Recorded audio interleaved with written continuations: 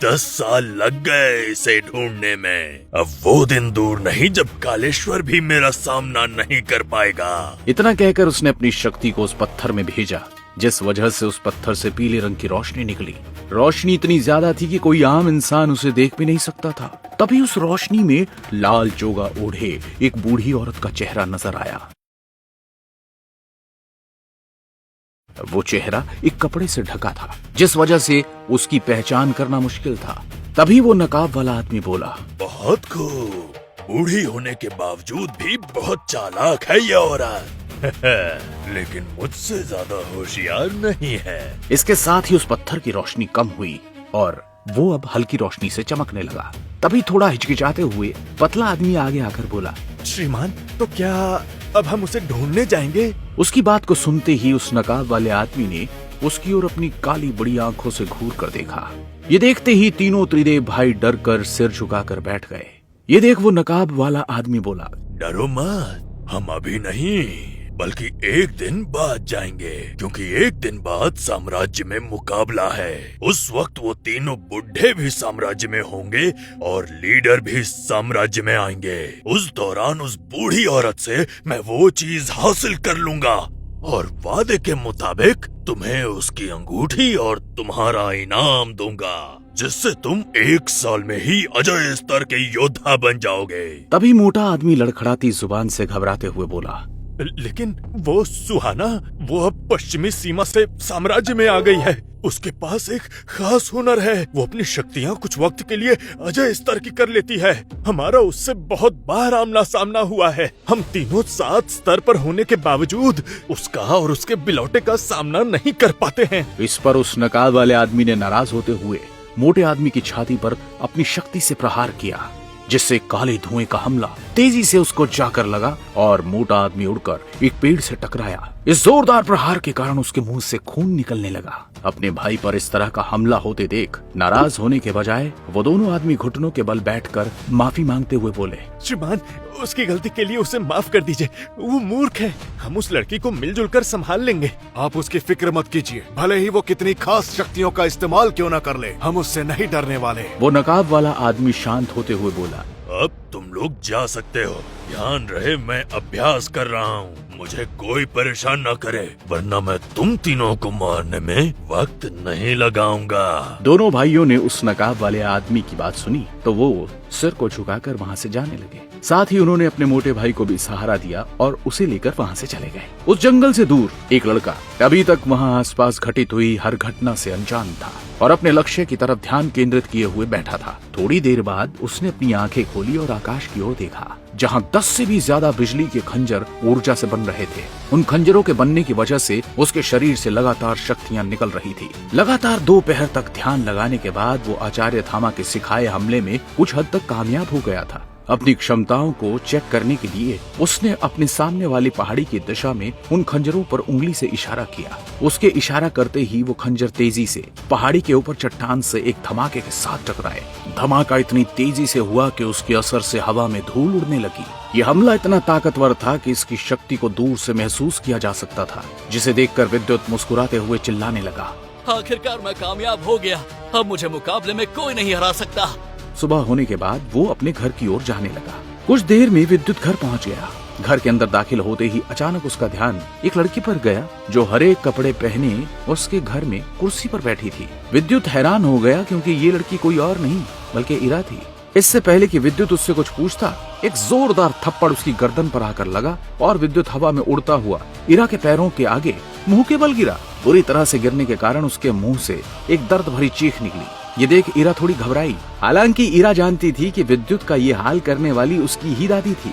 विद्युत को यूं चारों खाने चित पड़े हुए देखकर इरा को हंसी आ रही थी, पर विद्युत की हालत को देखकर उसने अपनी हंसी पर कंट्रोल किया और आगे आकर विद्युत को सहारा देते हुए उठाया। खड़े होकर विद्युत ने नाराजगी के साथ चिल्लाते हुए कहा, दादी, अब आपने मुझे क्यों मारा? अब तो मैंने कोई गलती भी नहीं की।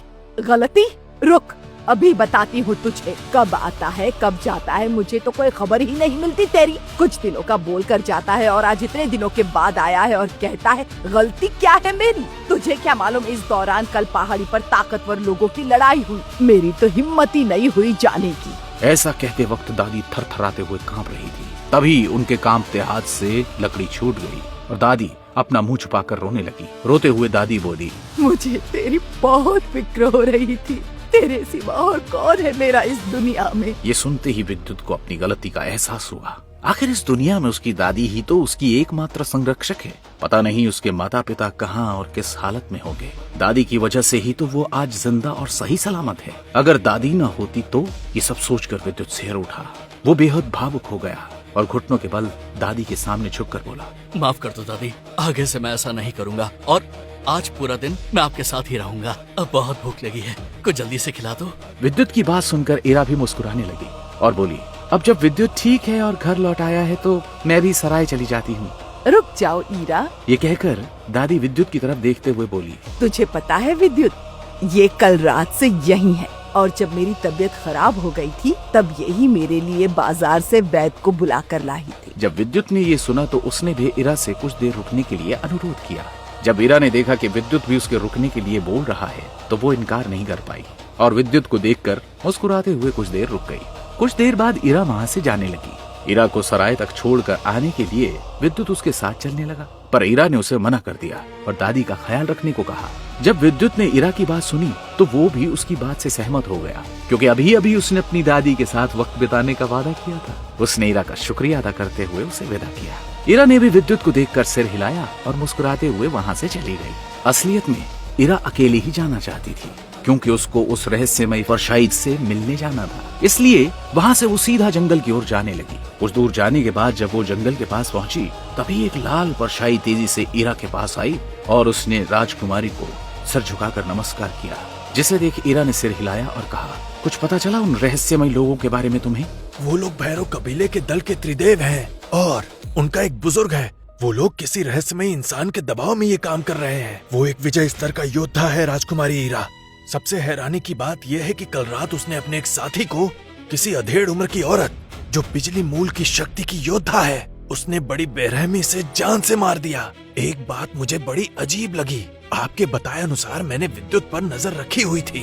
ये बात उस औरत को अच्छे से पता थी कि मैं कहाँ छुपा हुआ हूँ, लेकिन फिर भी उसने मुझे नजरअंदाज कर दिया और उस रहस्यमयी 5 स्तर के योद्धा और उसके भेड़िए को मार दिया। उसके बारे में जानकारी खोजने के बाद पता चला कि उसका नाम सांबा था। एक और बात आपको बतानी थी। उसके बाद मैं जैसे ही वहाँ से जाने वाला था, वहाँ पर त्रिदेव भाई आए और जब मैंने उनका पीछा किया तो पता चला वो जंगल में छिपे हैं। लेकिन उनमें से चौथा इंसान सबसे ज्यादा ताकतवर है। उसकी शक्तियाँ अजीब हैं और उसके पास से काले रंग की आभा निकल रही थी। जब इरा ने ये सब सुना तो वो हैरान हो गई और बोली, काले रंग की शक्तियाँ? इसका मतलब वो वैम्पायर कबीले के दल से हैं। वो लोग तो काफी वक्त से लापता हैं और साम्राज्य में नजर नहीं आते। ये तो काफी हैरानी की बात है। क्या तुम्हें कुछ और जानकारी मिली कि उसका स्तर कितना है और वो कितना ताकतवर है?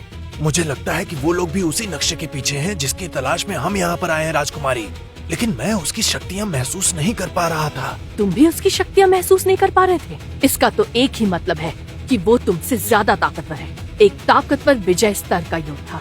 ये काफी दिलचस्प है। फिर इरा ने कुछ सोचते हुए कहा, ठीक है, तुम नजर रखो और अपने लोगों को तैयार रहने के लिए कह दो। एक बात और, किसी को भी विद्युत के बारे में पता ना चले। वो लड़का हमारे बहुत काम का है। जरूर वो किसी न किसी ताकतवर साम्राज्य के साथ ताल्लुकात रखता है जो पिछले महायुद्ध में खत्म कर दिए गए थे। इरा की बात सुनकर उस लाल परछाई ने कुछ नहीं कहा और सिर हिलाकर वो जाने ही लगा था कि तभी उसने मुड़कर कहा, राजकुमारी हीरा, एक और बात जो आपको बतानी थी। सम्राट का संदेश आया है। वो आपसे नाराज हैं और उन्होंने कहा है कि आप इंसानी दुनिया से जल्द वापस लौट आएं। साम्राज्य में आपकी जरूरत है। ये बात सुनते ही इरा के चेहरे पर परेशानी नजर आने लगी और उसने कहा, ठीक है, हम जल्दी ही यहाँ से लौटेंगे।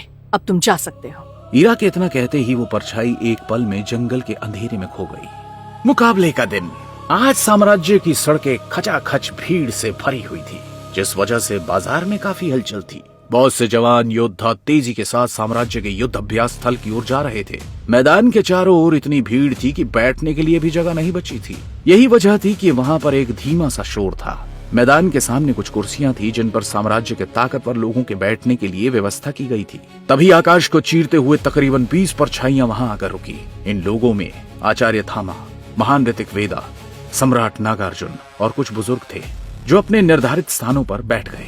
मैदान में हो रहे शोर को सुनकर बुजुर्ग द्रोण ने अपनी अंदरूनी शक्तियों की मदद से एक तेज आवाज में कहा, शांत हो जाइए। कुछ ही देर में मुकाबला शुरू होने वाला है। तभी दो और परछाइयां आकाश को चीरते हुए मंच पर आकर रुकी, जिनमें से एक खूबसूरत लड़की थी और एक अधेड़ उम्र का बूढ़ा आदमी जिसका नाम वेताल था। इन दोनों को आया हुआ देख नागार्जुन ने आगे आकर दोनों का सम्मान किया और उन्हें बैठने का इशारा किया। नागार्जुन से मिलने के बाद उन दोनों ने साम्राज्य के बाकी ताकतवर लोगों को नमस्कार किया और अपनी जगह पर बैठ गए।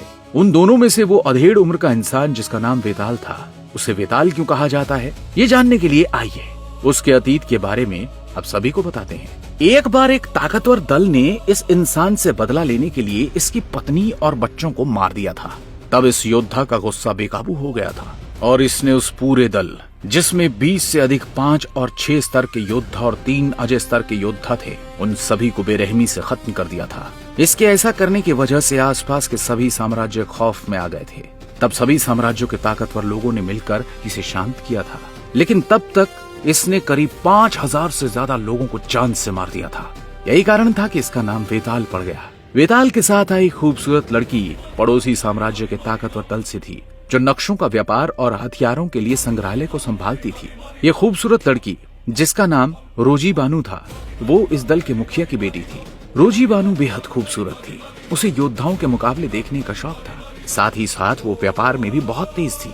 इधर विद्युत भी अपने पिता के कपड़े पहनकर तैयार था और अपने हाथ में भाला लिए मुकाबले के लिए अपने घर से निकल रहा था। इरा और ध्रुव बाकी लोगों के साथ बाहर उसका इंतजार कर रहे थे। जैसे ही विद्युत बाहर आया, तभी अचानक कुछ ऐसा हुआ कि सभी चौंक गए। क्या हुआ अचानक विद्युत के साथ? क्या होगा जब विद्युत को पता चलेगा कि उसकी दादी की जान खतरे में है? इन सभी सवालों के जवाब जानने के लिए सुनिए ब्रह्म योद्धा द डिस्ट्रॉयर का अगला एपिसोड सिर्फ पॉकेट FM पर।